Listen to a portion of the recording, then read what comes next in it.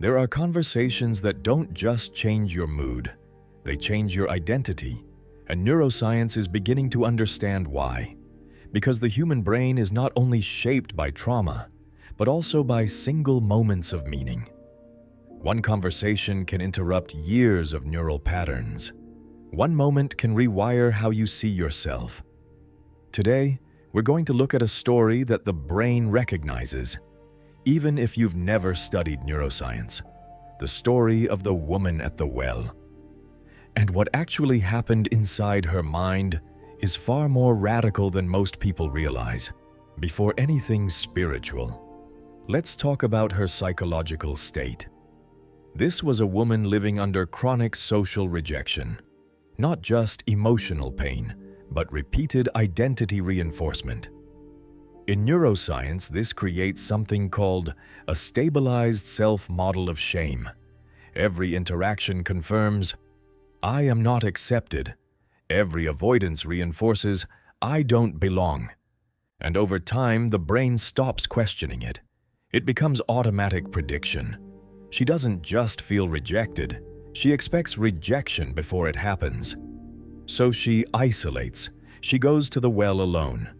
Not because of convenience, but because her nervous system has learned avoidance equals safety.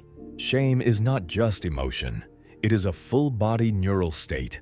It activates the amygdala, threat detection, the anterior cingulate cortex, social pain, and stress pathways that mirror physical danger.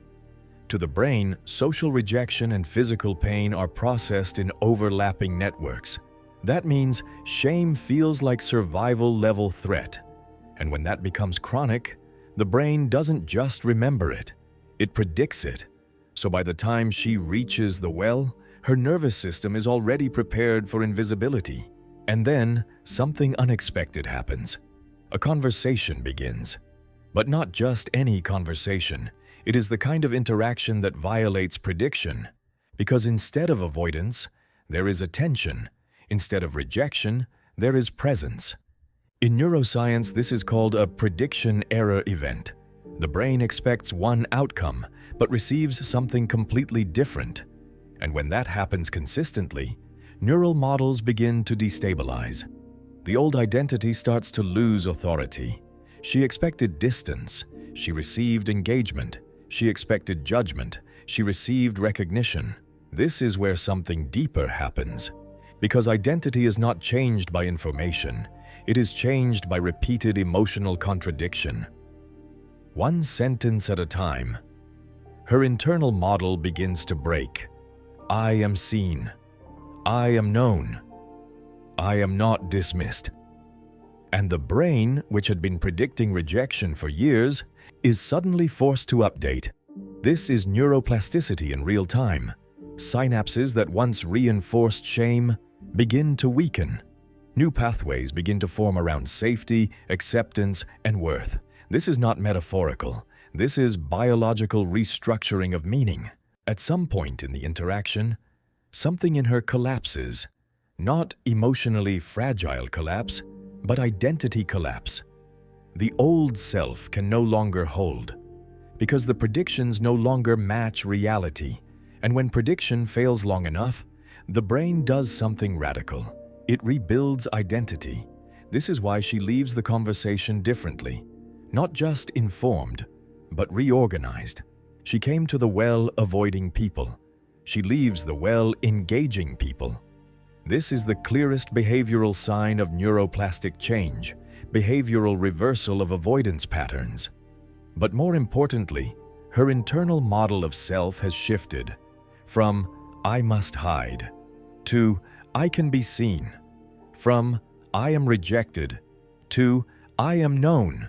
And here's where this story stops being historical and becomes personal. Because every human brain carries versions of this same pattern. Fear of rejection, emotional conditioning, identity built around past pain, but the mechanism of change is the same.